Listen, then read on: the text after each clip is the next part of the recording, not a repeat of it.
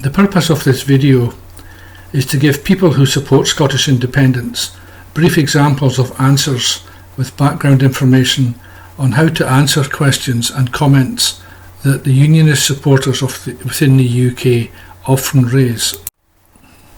This is the contents that this video will talk about. You can see in white here all the normal comments and questions that people that question Scottish independence or support the Union ask.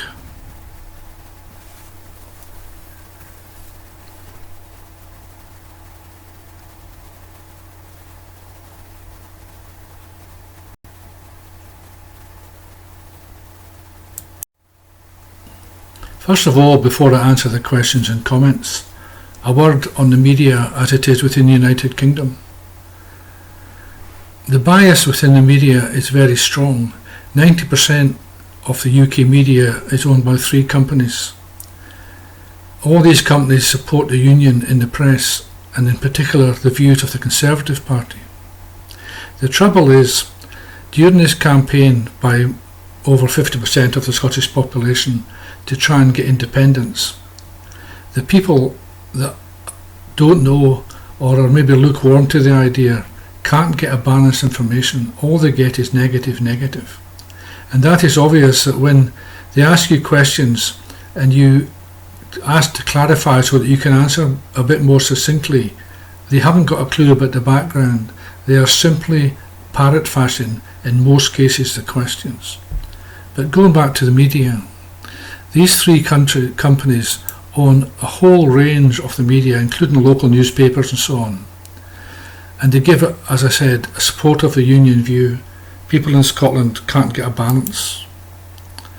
The BBC is run by trustees, sponsored by the government, and paid for in taxes as a licence fee from the population. The BBC doesn't report fairly in Scotland. It reports differently to what the situation is in England and Wales. As an example, if there was an issue in Scotland with regards to an event in a hospital, the press would be all over and the politicians would be all over attacking the Health Secretary and the Scottish Government to show we're incompetent. The same type of problem in England and Wales is not done other than in fact and report the event. They do not attack the Welsh Government or the UK Government. In fact, it's worse than that, because the BBC in Scotland actually distorts information. They pick out pieces of information that is scientifically not valid, and they pick out information from reports and don't tell you where it's coming from.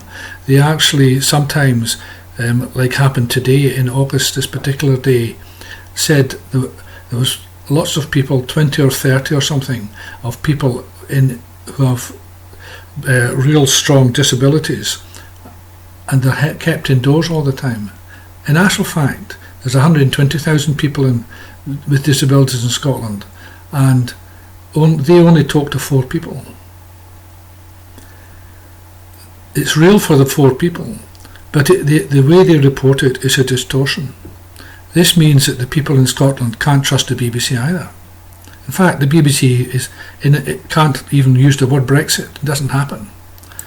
In independent Scotland, the only newspaper that actually supports Scotland is this. One of the questions you get asked, Scotland pays the highest taxes in the UK. Many people think Scotland controls all taxes, but in fact it's only 45% of taxes. If you want more information, please watch this YouTube video. But the way to initially answer this question is this.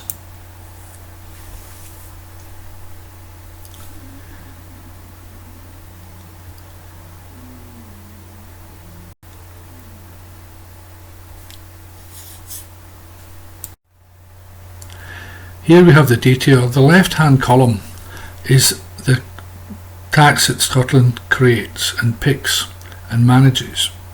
On the right is the tax from HMRC and the UK government. If you want to know more information, the website at the top shows you the policies and taxes situation as it is in Scotland from the ScotGov website. Here we have the Scottish tax bands for the year 22-23. A few years ago, the Scottish Government changed the PEY tax bands different from England and Wales. The idea being to be a progressive tax, so that in a small way, the more you paid, the more you earned, the more you paid, and the less you earned, the less you paid. The idea being to help compensate people from many years of austerity since the bank crash, the altering of state benefits by the government and so on. This was a way of helping people.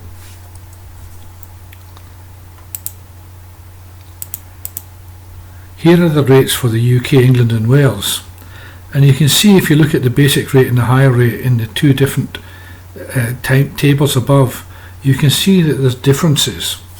But they're not huge differences, but there are differences. So it is true the majority of people in Scotland pay less tax and the minority paying a little more just to help the people who need it. The top figures on this table here show you the median wage for all for the year 21, and you can see that the median wage for Scotland and England are nearly identical. But there are other benefits living in Scotland that's done by the Scottish Government in the other numbers in the table below. Have a look at these and you'll see that the total cost of living in Scotland is less, even if you're a higher paid tax earner. The question about Scotland's being able to afford to be an independent country gets asked in many questions as shown in the voice boxes here, and it's a complex question to answer. You're not going to do it in 2 minutes on a street stall. It's about pointing people in the right direction.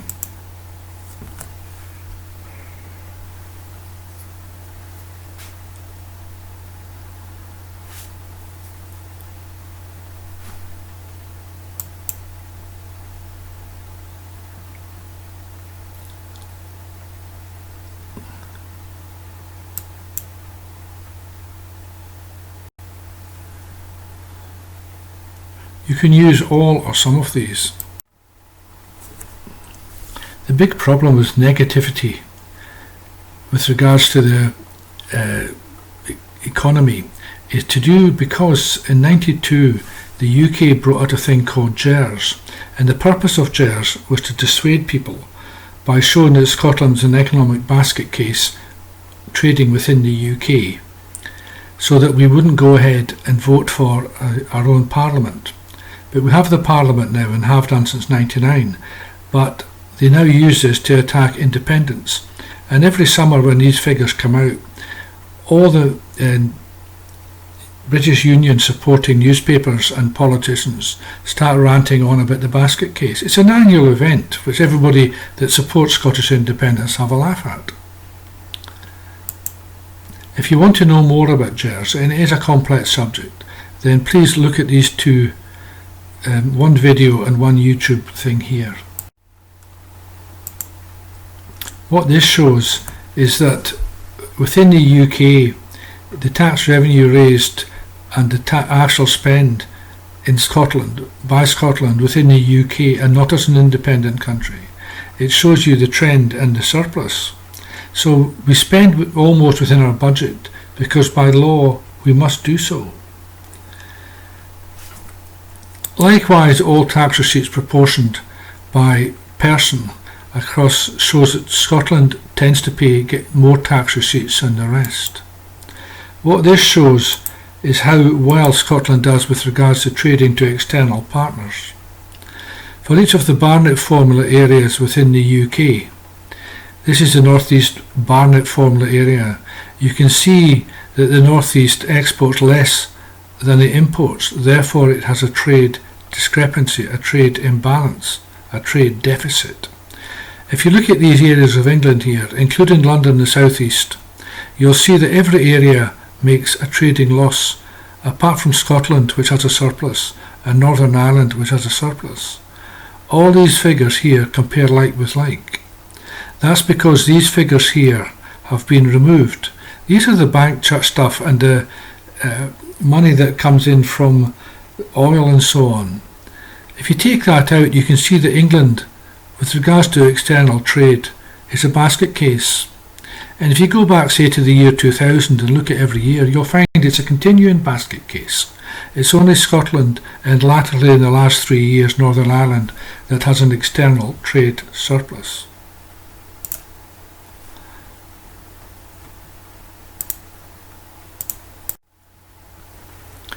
Will Scotland have a border with England? Yes.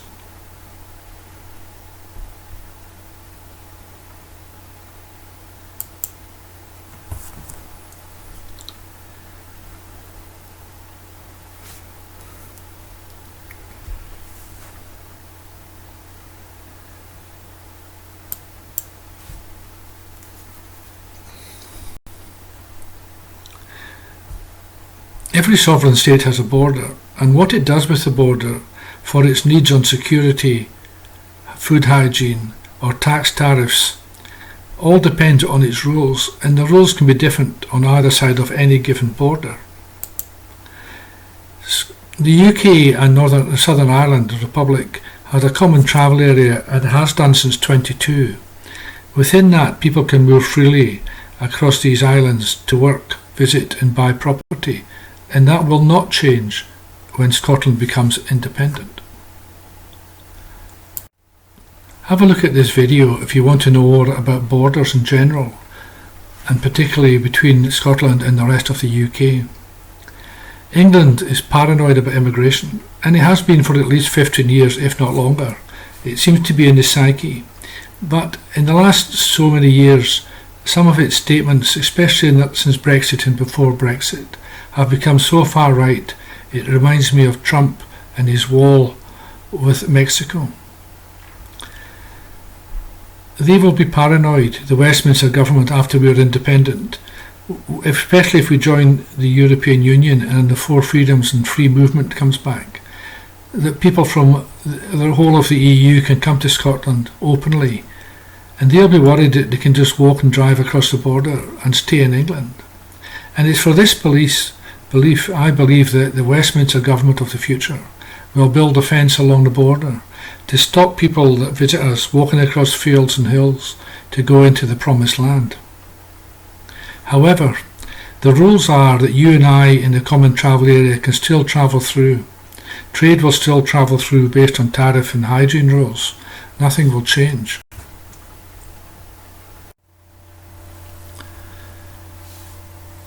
In the 2014 referendum, the big thing was you cannot use the pound.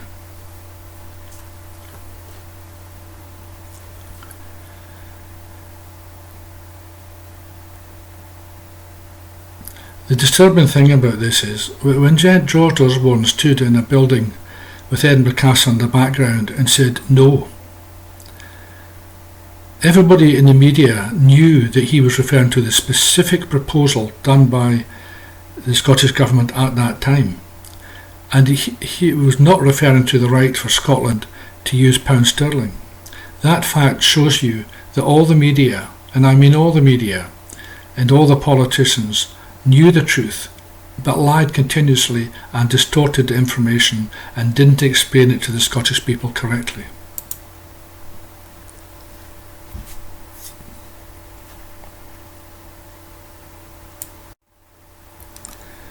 The next one, you cannot afford to pay pensions.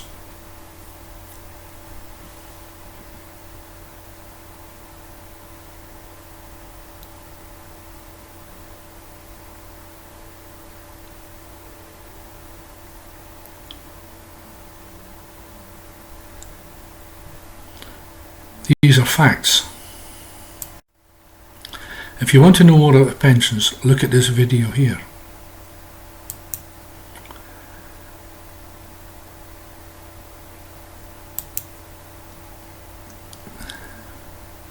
The UK pension is the lowest pension in the developed world.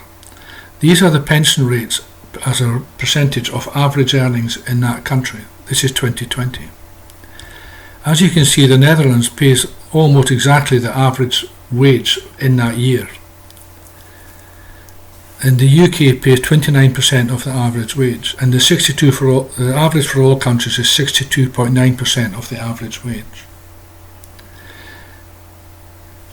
In fact, the UK government calls the pension not a right, although you've paid into it. It calls it a benefit, which it is not. It is a right. You have paid for it. It is the intention of the Scottish Government that as quickly as possible after independence, that we will raise the pension in Scotland to at least the average of the OECD as quickly as possible.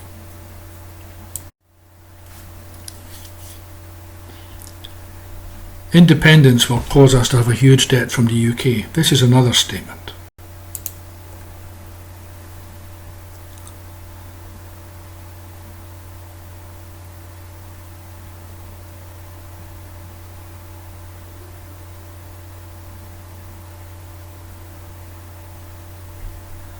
So there's two options.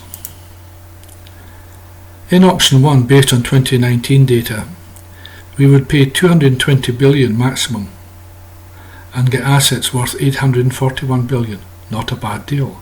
And the debt that we take on, say there's 220 million, we could pay that back over say 40 years, which would be open to discussion. Have a look at this video if you want to learn more about UK debt. What these graphs show here, this is the assets of the UK. You can see that it goes up.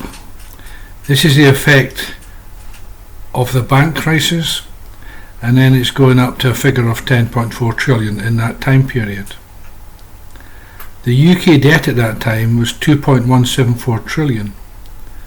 Looking at the UK population here and Scotland's population, you can see that Scotland's population is 8.09% of the UK. So in option 1, with regards to asset share, 8.09% of this is this. But what about debt? So here are the debt figures. 2.174 trillion. 8.9% of this is 193. But what about this? In the bank crisis over 2 or 3 years from the start of the crisis, the UK government used the magic money tree to create £800 billion out of thin air. But that is officially debt. But it's not charging the government anything. There's no interest on this debt. It's simply a number sitting there. So Scotland's 8.09% share of this would be this.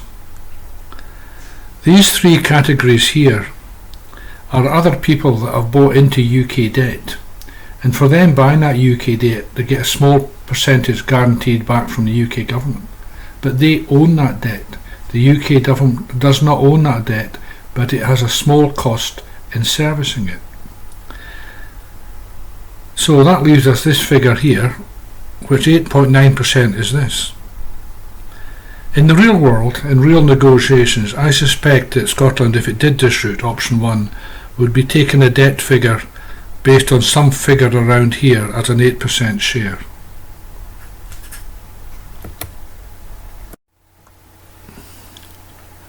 Option 2, the continued state model, doesn't need numbers.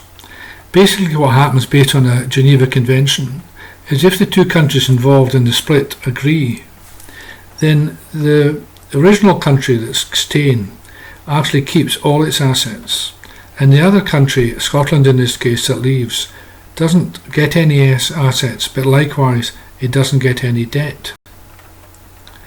It also means that the UK would keep its name, be part of the UN Security Council and so on. You will not be allowed to hold a referendum.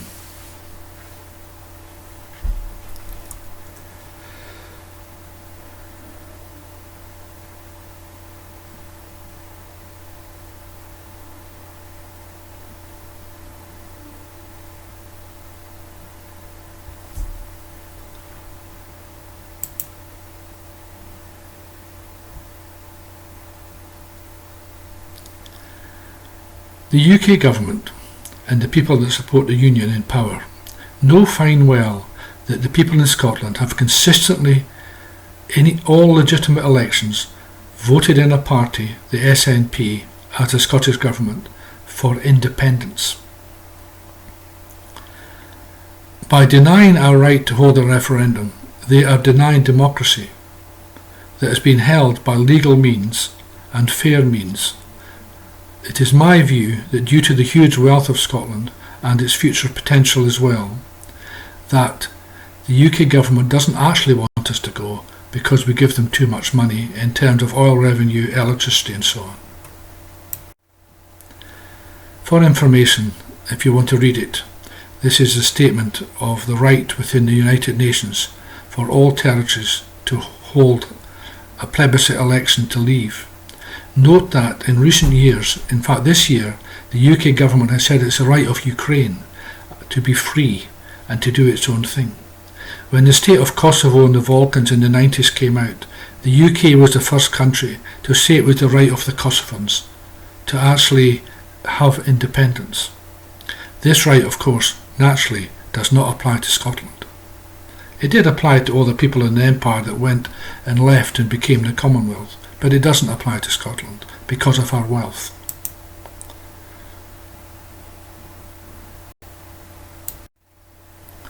Nicola talked too much independence. Nicola is the First Minister of Scotland.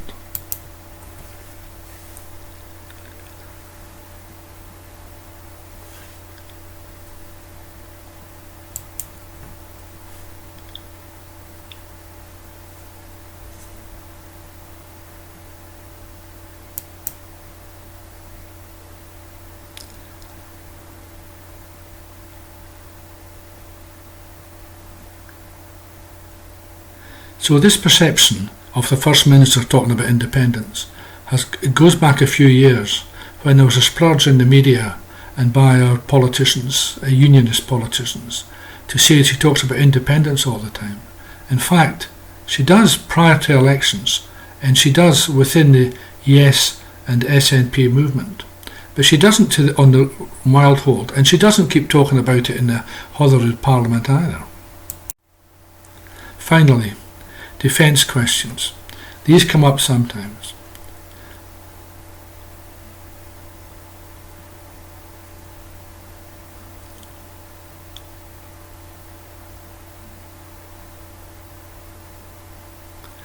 Obviously, people in the Defence Forces currently are worried about jobs within the military should Scotland be independent.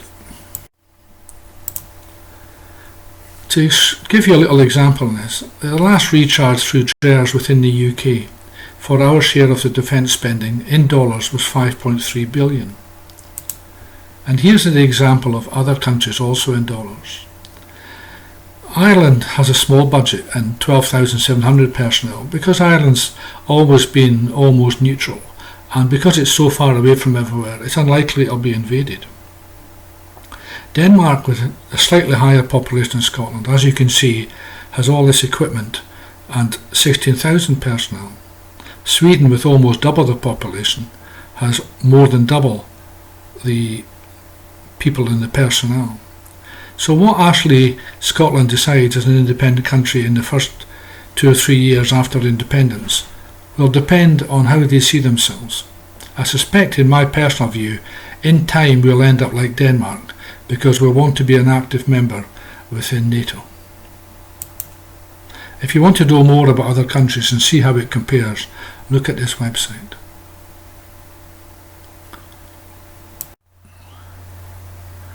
The Union, particularly since the 90s when we wanted our own parliament and now independence, have said that Scotland's too small, too poor and too thick. What they mean is the country's smaller than the UK, therefore we can't possibly survive. Our economy and structures are so weak, we're too poor, we can't afford to run ourselves. And uniquely in the whole world, we, the Scottish people, are less educated and capable of running ourselves. That's what they say and that's what they keep saying. However, the truth is far different. We're big enough, rich enough and smart enough. Our country, in terms of population and physical size, is bigger than most, and it's ironic that most small countries that in the developed world treat their people better, run their economy better, and are more reactive to changes in the world than large countries. So it's reverse logic. The smaller you are, the better you are, not the larger. We're certainly rich enough. We have 34% of all the UK's assets, but only 8% of the UK's population. And our education system is up there among the top in the world. It's unfortunate that the view on the left by the media and by all Unionist politicians means that the people in Scotland don't get a balanced view between what Scottish nationalism and Scottish independence would mean, as opposed to they support British nationalism and what that doesn't bring. They never say how good the Union is, and what the Union provides is better than what Scottish independence could.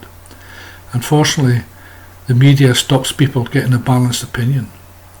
A final word about independence.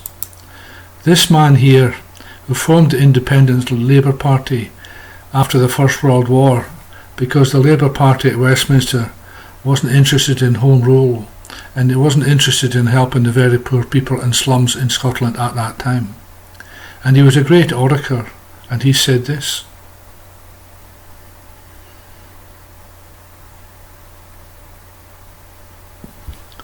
can you imagine the people that run the country at the moment at Westminster saying, for all the nations of the earth?